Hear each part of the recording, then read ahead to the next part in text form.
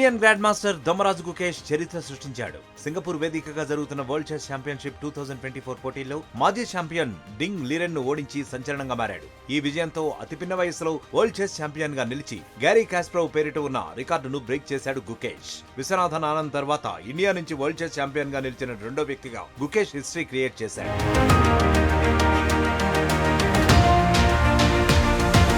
దొమ్మరాజు గుకేష్ చెన్నైలోని తెలుగు ఫ్యామిలీలో 2006 మే 29న జన్మించాడు. తండ్రి రజనీకాంత్ ఈఎన్టీ స్పెషలిస్ట్ కాగా తల్లి పద్మ మైక్రోబయాలజిస్ట్. 7 ఏళ్ల వయసులో చెస్ ను ఇష్టంగా మలుచుకున్న గుకేష్ మొదట్లో వారానికి 3 రోజుల పాటు ప్రాక్టీస్ చేసేవాడు. అయితే గుకేష్ సామర్థ్యాన్ని గుర్తించిన టీచర్లు అతన్ని టోర్నమెంట్లలో ఆడేందుకు ప్రోత్సహించారు.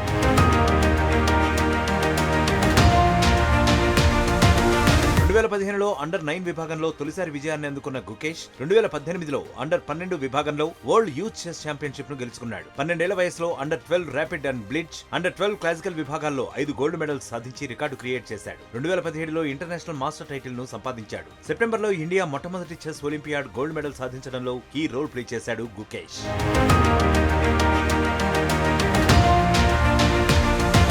మరిన్ని వీడియోస్ కోసం ఛానల్ ని సబ్స్క్రైబ్ చేయండి. లేటెస్ట్ అప్డేట్స్ కోసం వాట్సాప్ ఛానల్ ని ఫాలో అవ్వండి. ఆ లింక్ డిస్క్రిప్షన్ లో ఉంది.